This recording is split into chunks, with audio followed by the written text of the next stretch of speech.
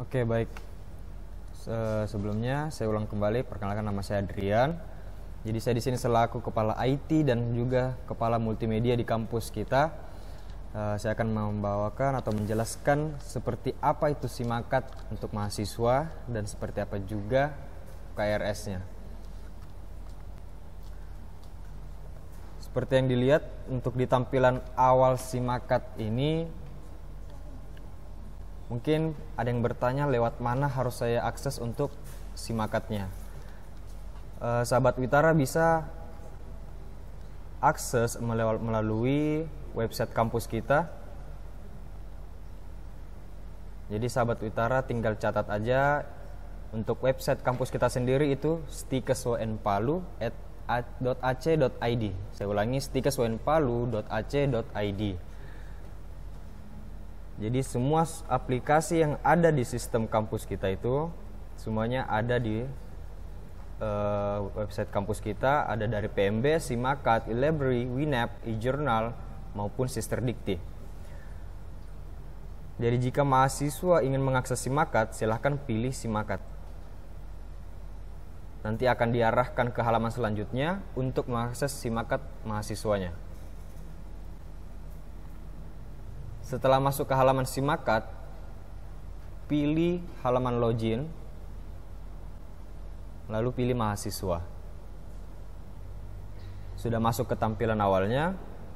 Di sini yang perlu saya jelaskan, pertama ada fitur informasi. Nah, fitur informasi ini yang nanti bakalan ditampilkan informasi-informasi mengenai updatean terbaru di bidang akademik kampus atau hal-hal lainnya yang akan diinformasikan ke mahasiswa tersendiri, atau dalam hal pembayaran mungkin atau pemrograman KRS semacam itu.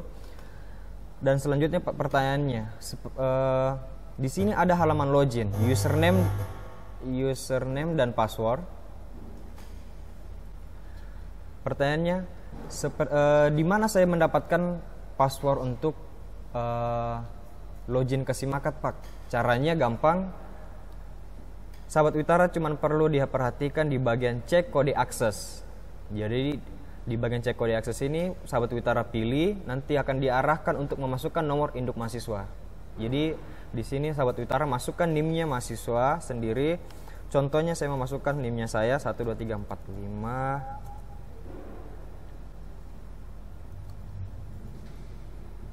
Nah, di sini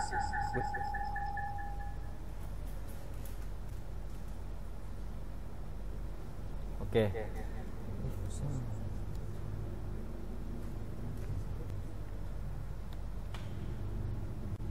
Oke, jadi di sini saya sudah tuliskan, saya ulangi lagi.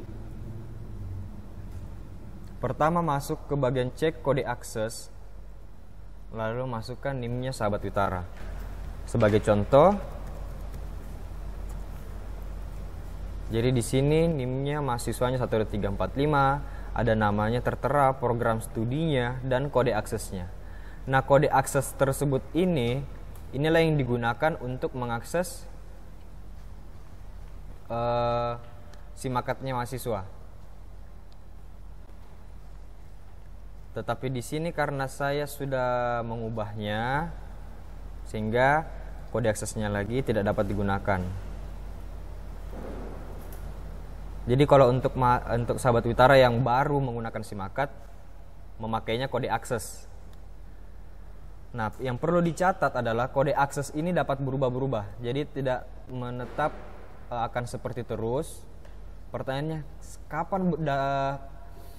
kapan kode akses itu berubah? Jadi kode akses ini bisa berubah ketika sahabat Witara melakukan pembayaran semester atau memasuki semester selanjutnya. Jadi contohnya sahabat Witara masuk untuk memprogramkan semester 2 dan sudah melakukan pembayaran, maka kode aksesnya akan di-reset kembali secara random, sehingga password yang lama tidak akan berfungsi lagi. Makanya ketika sudah memprogramkan semester baru, sahabat Witara harus mengecek kode aksesnya kembali, karena passwordnya bakalan di-reset atau diprogramkan ulang.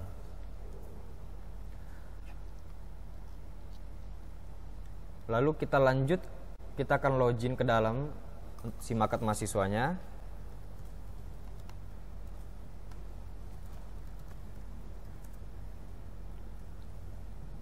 Oke, jadi ini kita sudah masuk ke bagian halaman awal dari SIM akad mahasiswa. Di sini seperti kita lihat ada informasi, fitur informasi, jadwal, biodata, KRS, print dan ganti password. Ada juga fitur classroom, tugas, hasil dan logout. Saya akan menjelaskan satu persatu. Untuk informasi tadi di awal saya sudah menjelaskan. Langsung aja kita masuk ke bagian jadwal. Di fitur jadwal ada dua, umum, jadwal kuliah umum dan jadwal kuliah pribadi. Apa yang membedakan jadwal kuliah umum dengan jadwal kuliah pribadi? Pertama, untuk jadwal kuliah pribadi itu mata kuliahnya jika kalian sahabat-sahabat Witara memprogramkan semester contohnya itu semester pendek atau semester 3.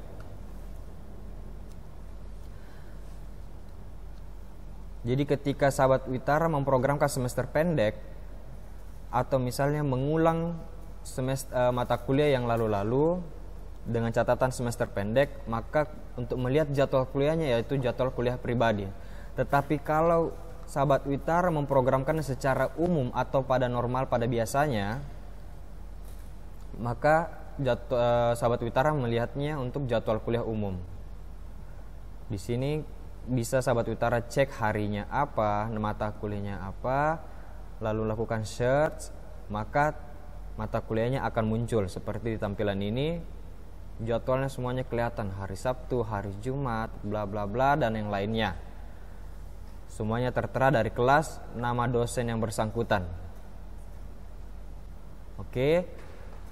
Lalu kita lanjut ke biodata. Nah, untuk di biodata ini sahabat Witara perlu perhatikan dengan baik, harus dicatat baik-baik yang poin-poin penting dari biodata tersebut, karena untuk biodata sendiri akan bersifat penting untuk selama sahabat Witara bersekolah atau berkuliah di kampus kita. Pertama, untuk di biodata, di sini sahabat Witara bisa lihat ada biodata yang tidak dapat diubah. Kenapa tidak dapat diubah? Karena data untuk biodata ini bersifat sensitif. Jadi untuk dosen PA, kelas, nomor KTP, NIM, nama dan tanggal tempat lahir itu bersifat sensitif, makanya tidak dapat diubah sesuka hati.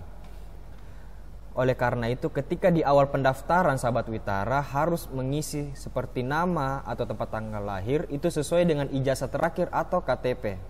Makanya diminta di sini keterangan ada KTP atau NIK, gitu kan?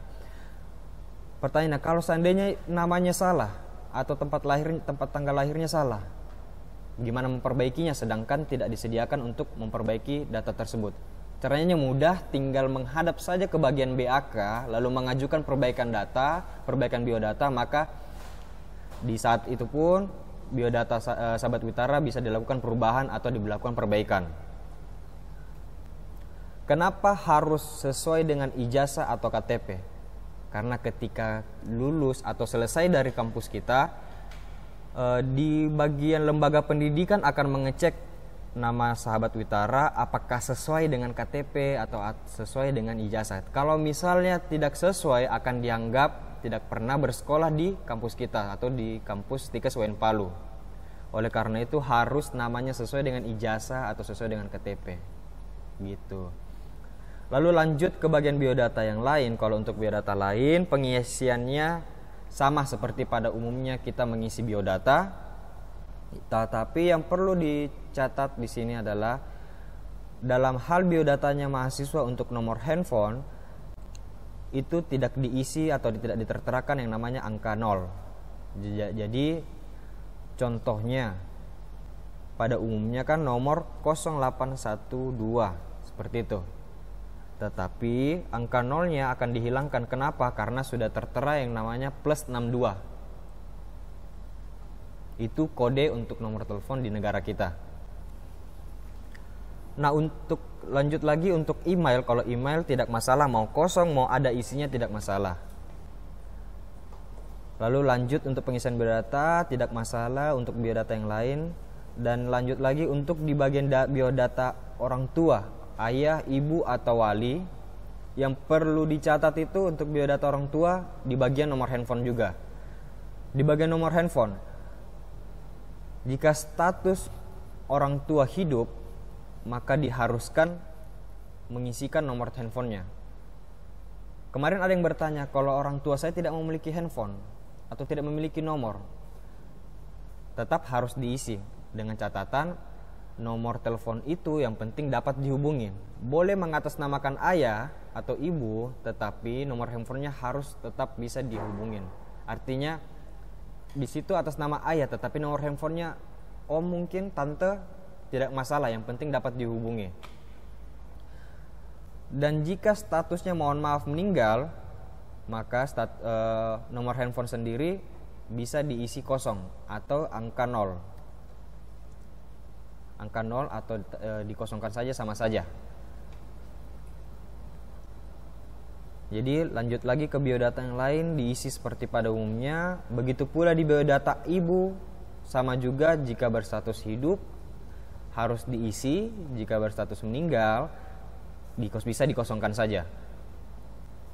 Nah, untuk jenis pembiayaan itu sesuka hati, bukan sesuka hati sih, tetapi siapa yang untuk yang pembiayaan untuk dari kalian, orang tua, beasiswa, atau sendiri mungkin.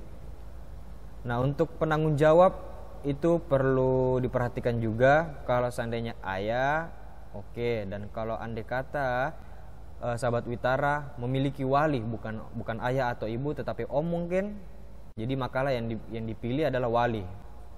Nah, di wali muncullah fitur baru yang namanya biodata wali. Nah, di situ juga sama seperti halnya biodata ayah, nomor handphone itu juga harus diisi. Tidak boleh kosong. Untuk wali sendiri harus terisi. Tidak ada catatan tambahan lain, hanya perlu diisi, tidak boleh kosong. Terus lanjut yang lain, nama sekolah asal, provinsi, kabupaten itu harus diisi. Lalulah bisa datanya sahabat Witara bisa disebut valid atau artinya sudah lengkap. Jika sudah merasa lengkap, sudah merasa semuanya terisi, lalulah masuk ke tekan pilihan simpan. Nah, sebelum kita lanjut ke pembahasan yang lainnya lagi, yang perlu dicatat untuk di bagian penguploadan foto itu tidak boleh sembarang. Untuk di dalam biodata sendiri, uploadan foto itu harus menggunakan foto yang beralma mater. Jadi untuk di dalam biodata harus berpakaian alma mater. Kalau untuk tampilan luar, ini kan ada 2 tempat uploadan foto, satu di dalam biodata, satu lagi untuk tampilan profil Simakat kita. Kalau untuk di biodata, seperti yang saya bilang, harus berpakaian menggunakan alma mater. Tetapi kalau untuk profil, itu boleh sembarang, mau bagaimana, mau selfie, mau seperti apapun gayanya, yang penting berpakaiannya bebas tetapi sopan. Nah, itu saja untuk penjelasan bagaimana mengenai sistem biodatanya. Kita lanjut lagi, yang paling penting adalah sistem KRS. Nah, bagaimana cara mengisi KRS online ini di Simakat kita? Setelah sahabat Witara memilih fitur KRS, maka muncullah mata-mata kuliah yang sahabat Witara bisa programkan sesuai semester yang sahabat Witara juga programkan. Nah, pertanyaannya, cara memilih mata kuliahnya seperti apa? Cara memilih kelasnya seperti apa? Kita kembali lagi di bagian biodata. Sebelum mengisi KRS, sahabat Witara yang perlu kalian cek itu adalah di bagian kelas. Di biodata di situ sudah tertera yang namanya kelas. Jadi contohnya kelasnya mungkin di kebidanan atau di keperawatan ataupun di prodi yang sekarang adalah gizi. Di sini pasti akan muncul kode kelasnya dari gizi 0 berapa. Ketika sudah dicek kelasnya di biodata, lanjut lagi kembali di KRS. Maka pilih kodenya yang tertera pada biodata. Kalau seandainya kata di sini kodenya NR6D, maka semua kelas yang berterterakan NR6D akan sahabat Witara harus pilih. Tidak boleh tidak. Oke.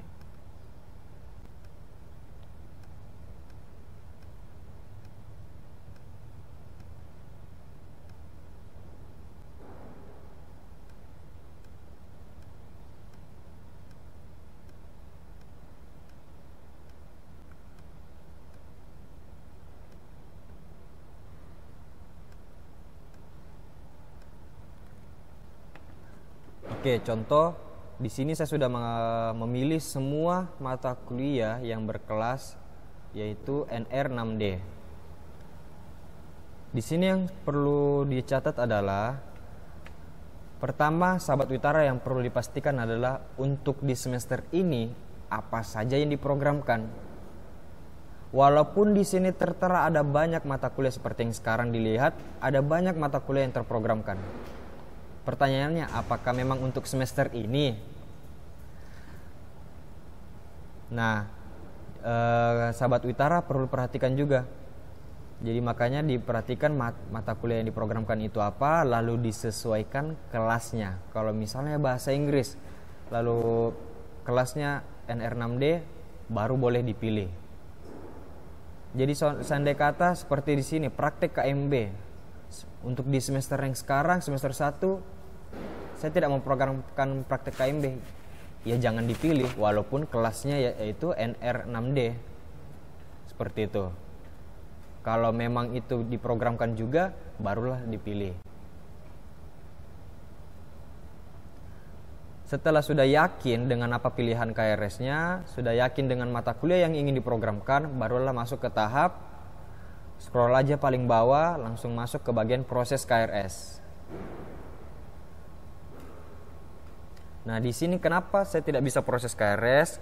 Karena kelasnya sudah full. Karena ini kan semesternya lagi berjalan, sehingga saya tidak bisa mengotak-atik data untuk program studi.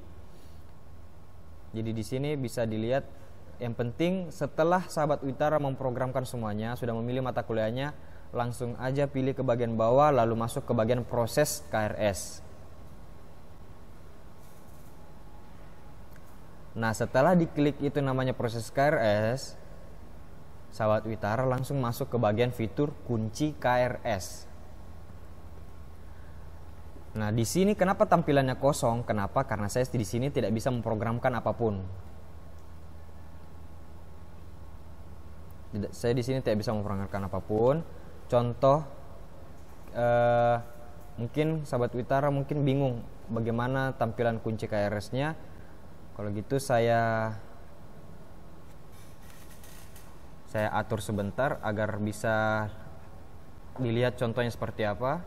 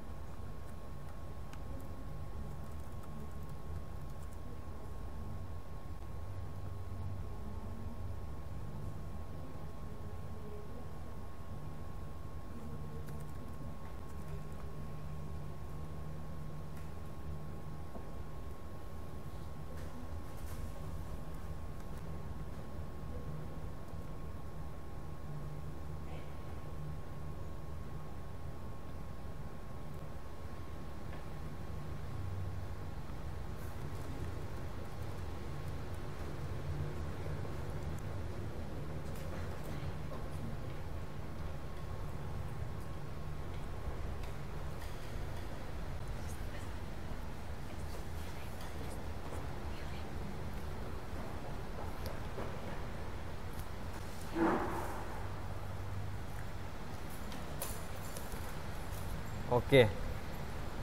Jadi tadi contohnya sudah ketika sahabat Witara sudah memilih program studi yang ingin diprogramkan, maka tampilan selanjutnya setelah melakukan proses KRS adalah seperti ini. Maka muncullah program studi yang ingin ditampilkan. Ini saya ambil contoh dari kakak-kakak yang sudah berkuliah di sini, yang sedang berkuliah di sini. Dia sudah memprogramkan ilmu dasar keperawatan, konsep dasar, komunikasi, dan lain-lainnya. Dan dia memprogramkannya hanya untuk kelas R2A. Kenapa? Karena dia terdaftar di kelas tersebut. Makanya dia hanya memprogramkan untuk mata kuliah itu saja. Nah, ini kan karena sudah terlaksana atau sudah di dalam tengah semester. Seharusnya ketika dia di awal semester ada yang namanya di sini fitur tombol kunci KRS. Ya, kalau sudah dikunci, kalau misalnya di sini ada tombol kunci KRS, maka sahabat Witara harus memilih tombol tersebut, kunci KRS. Tetapi sebelum sahabat Witara memilih fitur tersebut, pastikan dengan betul, pastikan dengan baik bahwa program studinya sudah tidak salah. Karena kalau misalnya sahabat Witara sudah mengunci KRS-nya, sahabat Witara sudah tidak bisa melakukan perubahan data lagi. Maka akan itu menyebabkan mempersulit nanti bagi pendidikan bidang akademiknya sahabat Witara sendiri. Jadi sekali lagi sebelum melakukan kunci KRS, sahabat Witara perlu memastikan kembali program studinya sudah betul apa tidak. Jika sudah dan sudah melakukan kunci KRS, maka di fitur kunci KRS muncullah jadwal sahabat Witara atau SKS KRS-nya. Seperti yang sahabat Witara bisa lihat, ini dia tampilan dari KRS dari kakak-kakak yang ada di kampus kita.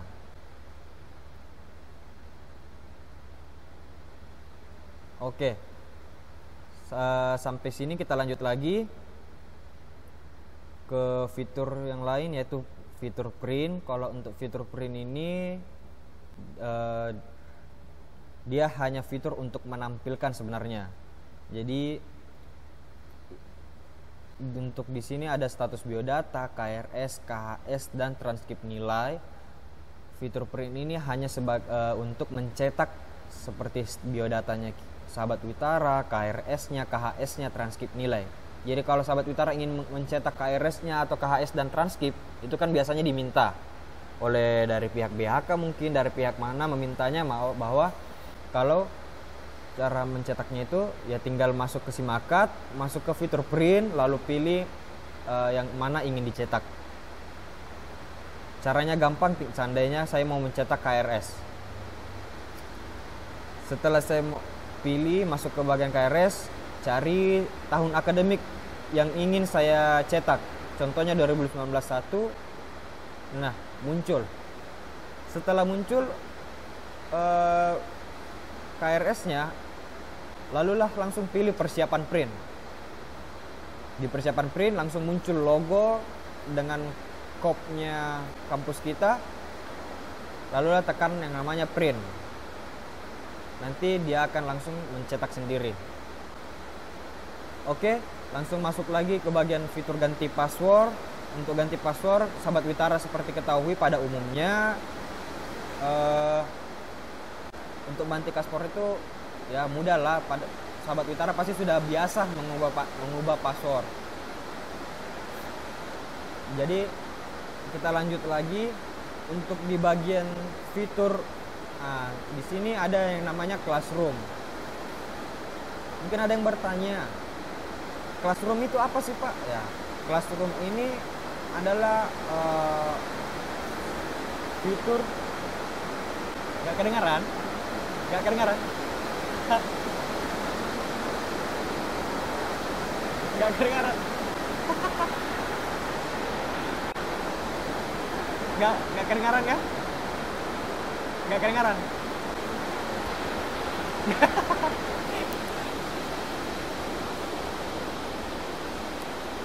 Jadi gimana? Walaupun saya dekatin begini nggak kedengaran ya? Kalau kayak gini kedengaran nggak? Kalau jaraknya seperti ini kedengaran? Iya. Begini aja ya. Iya. Oke, jadi karena di sini situasinya lagi hujan, suara juga jadinya sulit kedengaran. Jadi terpaksa harus dipegang gini dulu mic-nya. Oke, jadi kita lanjut sampai mana tadi? Bagian fitur Classroom. Ini fitur Classroom adalah fitur untuk pembelajaran online. Pertanyaannya, pada saat kapan sahabat-sahabat Witara melakukan atau menggunakan fitur Classroom? Ini fitur Classroom ini bisa sahabat Witara gunakan pada saat ketika dosennya meminta atau memang mengarahkan untuk melakukan pembelajaran online. Caranya seperti apa mengakses Classroom-nya, Pak? Caranya masuk ke Simakat, lalu klik aja, nanti diarahkan ke halaman untuk masuk ke Classroom. Seperti yang sahabat Witara lihat, beginilah tampilan dari Classroom. Tetapi yang perlu dicatat, untuk mengakses Google Classroom ini, sahabat Witara memerlukan yang namanya email kampus.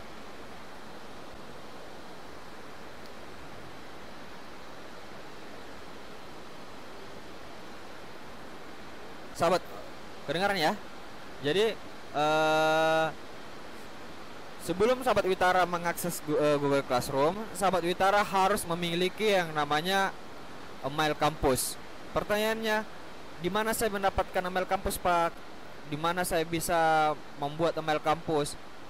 Jadi email kampus itu bisa diminta dari, silahkan datang ke bagian IT atau bisa mengkonfirmasi langsung ke saya bahwa sahabat Witara ingin membuat email kampus. Tetapi biasanya untuk email kampus itu di pihak IT, di tim IT sudah menyediakan email kampus untuk sahabat-sahabat Witara. Tetapi karena sekarang bersifat belum aktif, sahabat-sahabat Witara belum aktif dalam berkuliah, maka emailnya belum diaktifkan. Tetapi kalau sudah masuk dalam tahap aktif berkuliah, maka email kampus sahabat Witara itu bisa digunakan. Seperti apa sih email kampus ini? Jadi saya contohkan.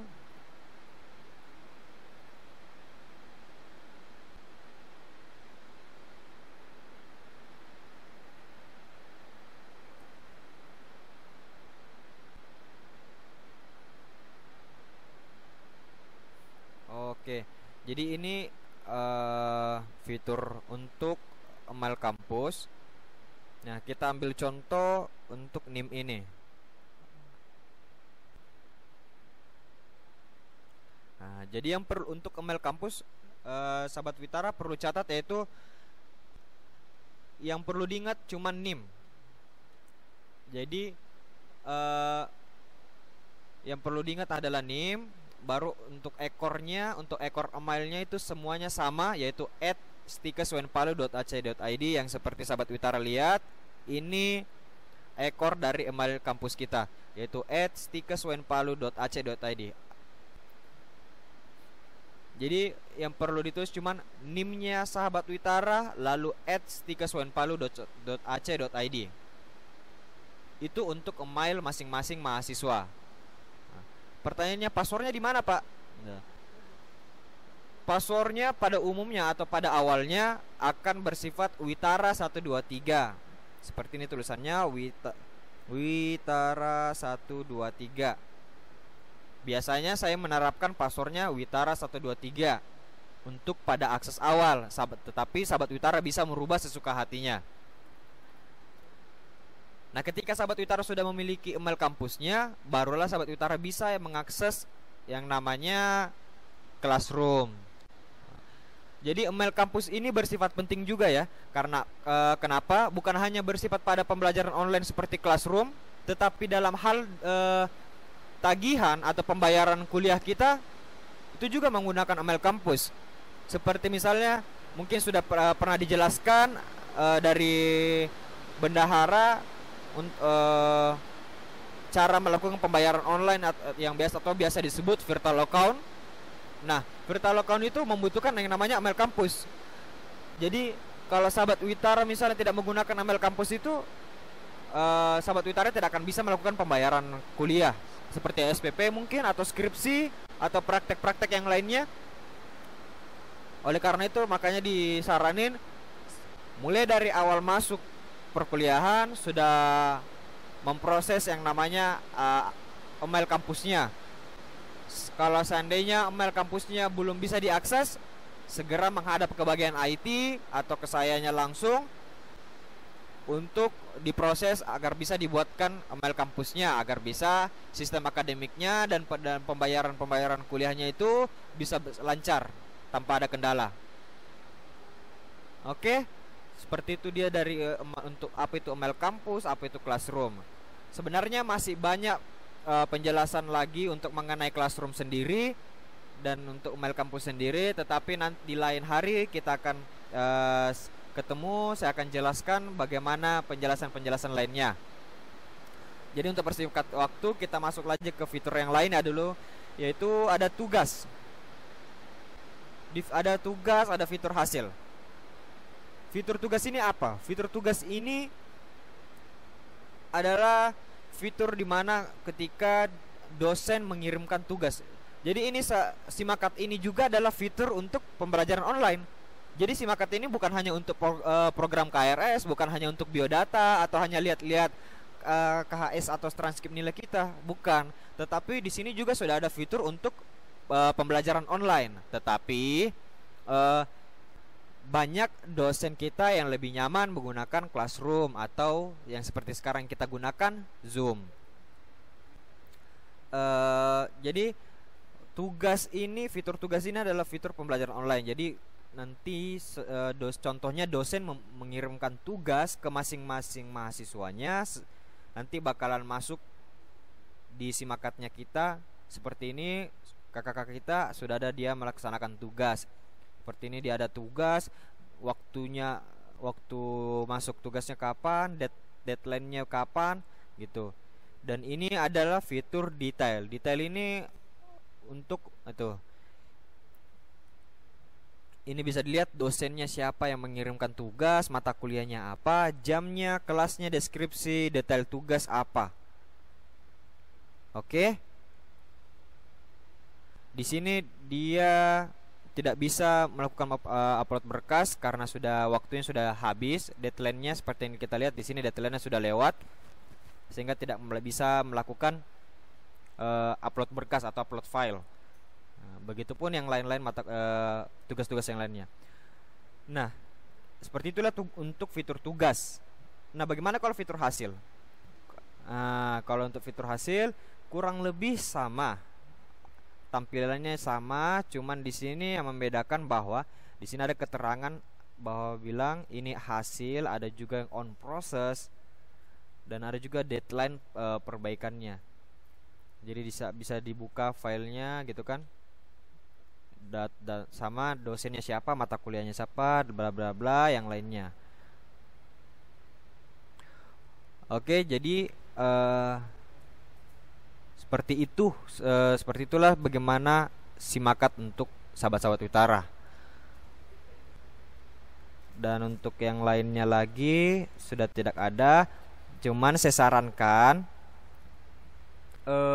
sahabat-sahabat Witara itu gabung ke yang namanya Telegram. Kenapa? Karena sahabat-sahabat Witara jika seandainya mungkin lagi berada di kampung, mungkin lagi ada urusan, tetapi misalnya Simakatnya bermasalah, boleh merespon atau mengirimkan pesan lewat Telegram. Nanti pihak IT akan melakukan update untuk melakukan perbaikan tersebut. Oke, jadi untuk Simakat dan pemrograman KRS-nya sampai itu saja. Mungkin nanti untuk lebih jelasnya bisa nanti bertanya-tanya, atau nanti di lain waktu kita ketemu bisa langsung bertanya langsung kepada saya. Oke, mungkin ada yang mau bertanya? Jika adik-adik mahasiswa baru masih ada yang ingin ditanyakan, disilahkan. Boleh mengaktifkan mikrofonnya atau boleh di ruang chat.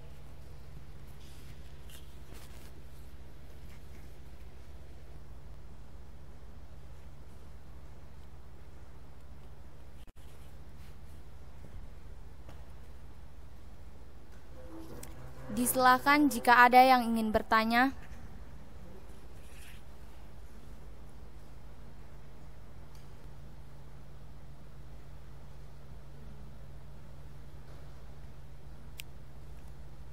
Jika ada yang ingin bertanya, silakan diketik atau boleh mengaktifkan mikrofonnya.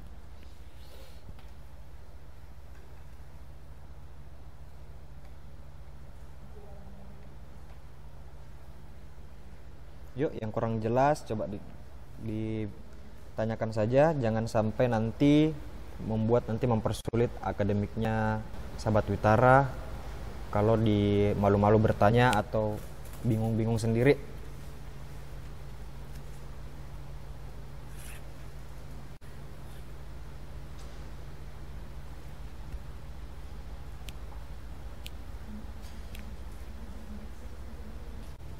Sekali lagi, jika ada yang ingin bertanya, disilakan boleh mengaktifkan mikrofonnya.